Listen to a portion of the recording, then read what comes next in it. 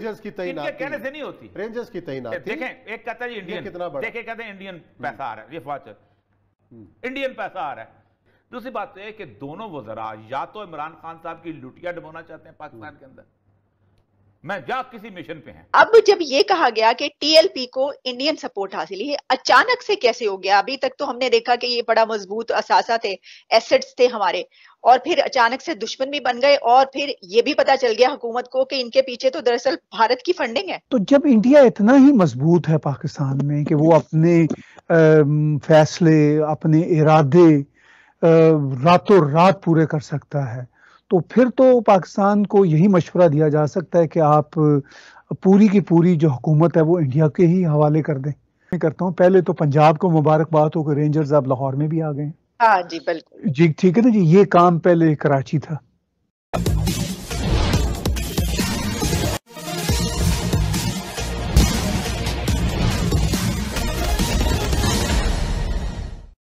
पाकिस्तान की एक चरमपंथी पार्टी तहरीके तालिबान पाकिस्तान यानी टीएलपी ने पूरे 3 दिनों से पाकिस्तान को बंधक बनाकर रखा है। इसमें कितने पुलिस वालों सहित निर्दोष लोगों को अपनी जान से हाथ धोना भी पड़ा है। हालत बेकाबू देखकर पाकिस्तानी सरकार ने मदद के लिए वहां पर पाकिस्तानी सेना के रेंजर्स को भी बुला लिया है और ऊपर से पाकिस्तानी सरकार भारत पर यह इल्जाम लगा रही है कि यह कट्टरपंथी टीएलपी पार्टी भारत के इशारे पर काम कर रही है, भारत से मदद ले रही है। क्या है मामला, आइए आगे समझते हैं।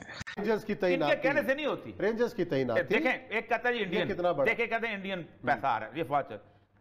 इमरान खान साहब पे क्या इल्जाम है इलेक्शन कमीशन के? वो क्या कहता है, बाबर इंडियन पैसा आ रहा है। तो उसका ना बाबर के पहने पे वो इंडियन होती है, ना फवाद चौधरी के। अदालतों ने, इनका क्या फैसला है? इनका है, इनका फैसला है, अदालत में है, अदालतों ने करना है, अदालतों ने करना है ना, फवाद चौधरी का। एक बात तो ये, दूसरी बात तो ये कि दोनों वज़रा या तो इमरान खान साहब की लुटिया डुबोना चाहते हैं पाकिस्तान के अंदर, मैं जा किसी मिशन पे हैं। एक आदमी बात कर रहा है, दूसरे में ब्लैकआउट है। आप कुछ भी कर सकते हैं, कुछ भी कह सकते हैं। जब आप इंफॉर्मेशन को दबाते हैं, अफवाह जन्म लेती है, और अफवाह का कोई ना मजहब होता है, ना इलाका होता है, ना दीन होता है, ना धर्म होता है, कुछ नहीं होता। अफवाह तो फैलेगी। ओपन जिस तरह अमेरिका ने तालिबान से किए, खुल के किए, कितने कितने बंदे मारे हुए थे दोनों ने। सही, आप अलकायदा को खत्म करते, ये पब्लिक है। आप लाहौर शहर के अंदर क्या स्वात की तरह पूरा लाहौर को कॉलोनियों को कहेंगे जा टेंट में रहो जाके रावी रोड पे? कोई एडमिनिस्ट्रेशन, कोई अलग पे आती है एडमिनिस्ट्रेशन की? आप लाहौर में आप एक्शन करना ये तो हमें लेना शेखुपुरा में आप चाहिए एक्शन करना चाहते हैं कि आप क्या कहेंगे वजीरिस्तान की तरह शेखुपुरा वाले जाके हैरमनान में रहेंगे? आने वाले दिनों में पुलिस का जो मोरल है खत्म। आपने रेंजर्स को तलब किया, ठीक है, अमन अमान के लिए जरूरी था, लेकिन ऐसी तमाम तर सूरत हाल के अंदर पुलिस वालों का कंडक्ट, उनका मोरल क्या बनेगा? Sir, ranger has only one weapon and that is gun, बंदूक। पुलिस के पास 10,000 चीजें होती हैं, आंसू गैस होती है, अपना पानी चलाने वाली होती चीजें, डंडे होते हैं, और बहुत सारी चीजें होती हैं। वो तो नाकाम हो गई ना, नाकाम की गई है ना, आपने कर दी ना। अब जब ये कहा गया कि टीएलपी को इंडियन सपोर्ट हासिल है, अचानक से कैसे हो गया? अभी तक तो हमने देखा कि ये बड़ा मजबूत असासा थे, एसेट्स थे हमारे, और फिर अचानक से दुश्मन भी बन गए, और फिर ये भी पता चल गया हुकूमत को कि इनके पीछे तो दरअसल भारत की फंडिंग है।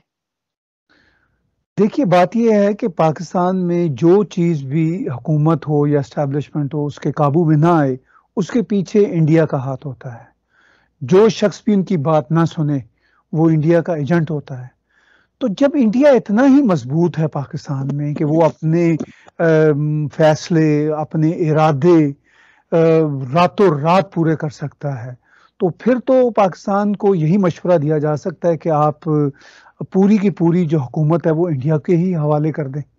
जब आप कुछ खुद करने के काबिल ही नहीं और समझते हैं कि हर चीज़ इंडिया से ऑर्केस्ट्रेट हो रही है, और जो भी शख्स इनसे इख्तलाफ करता है पाकिस्तान की बेहतरी के लिए, उस रीजन की बेहतरी के लिए, वो इंडिया का एजेंट हो जाता है, तो फिर इनको वाकई अगर इंडिया इतना ही पावरफुल है तो इनको अपने पूरे जो हुकूमती मामलात है वो इंडिया के हवाले कर देना चाहिए। पाकिस्तान के खिलाफ साजिश हो रही है कि जो पाबंदियां लगवाने की बात है वो दरअसल जो ट्रेंड चल रहा है वो भारत की तरफ से, और उसमें जो नाम आए सामने, जो निकाले गए, पता चला बेचारे पाकिस्तानी ही यों के नाम शामिल कर दिए उन सब में, कि जो अपने खिलाफ ही ट्रेंड चला रहे हैं।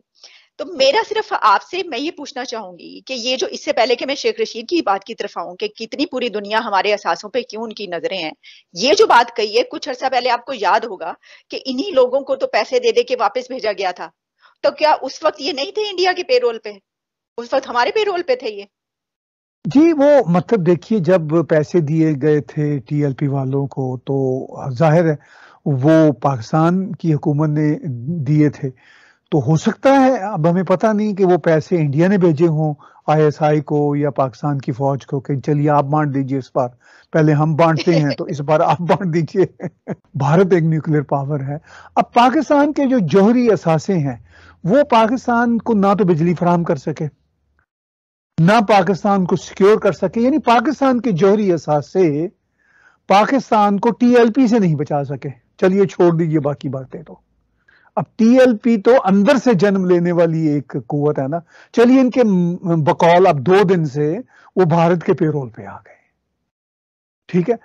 तो अब अगर टीएलपी को ये काबू नहीं एक जौहरी हुकूमत कर सकी तो ये फिर असासे अपने गले में बांध के ढोल बजाएं।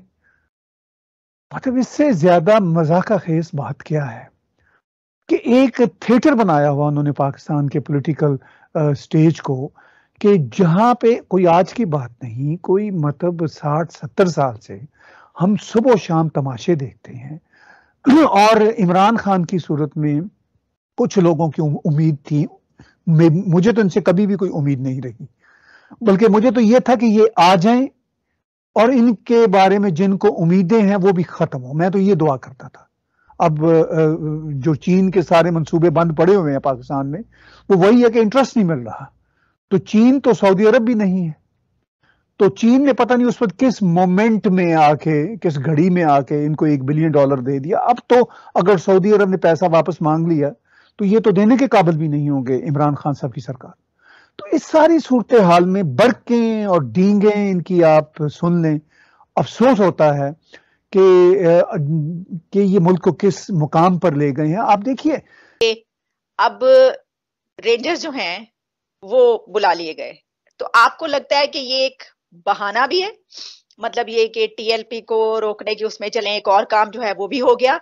और दूसरा सवाल ये कि जब रेंजर्स चले जाएंगे, अगर चले गए और मामला जो है वो पहले जैसे होंगे और इलेक्शन के लिए दोबारा से इनको इस्तेमाल करना होगा, तो फिर ये हमारे पेरोल पे आ जाएंगे, फिर ये इंडिया से हट जाएंगे, फिर उसकी उस पे नहीं रहेंगे। हाँ देखिए, बात यह है कि वो पेरोल की बात बाद में करता हूँ, पहले तो पंजाब को मुबारकबाद हो कि रेंजर्स अब लाहौर में भी आ गए। हाँ जी बिल्कुल जी, ठीक है ना जी। ये काम पहले कराची था।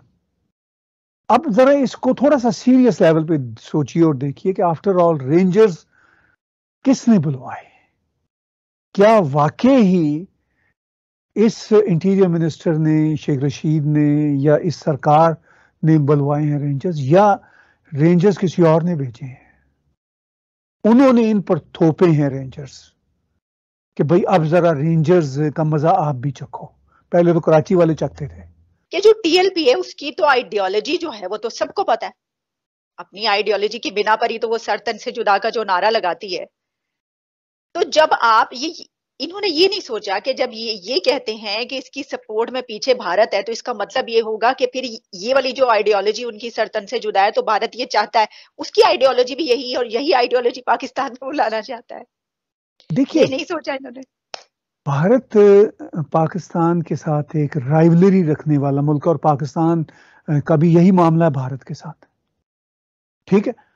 अब भारत बेशक पाकिस्तान में कुछ चाहे अच्छा या बुरा चाहे, वो अलग मसला है, लेकिन भारत को क्या पड़ी हुई है कि पाकिस्तान के मामलात को संवारता फिरे।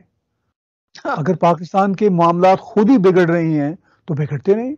आप अगर हमसे जुड़ा रहना चाहते हैं तो कृपया मेरे चैनल को सब्सक्राइब करें तथा बेल आइकन भी दबा दें ताकि नई वीडियो की जानकारी तुरंत आप तक पहुंच जाए। धन्यवाद। जय हिंद।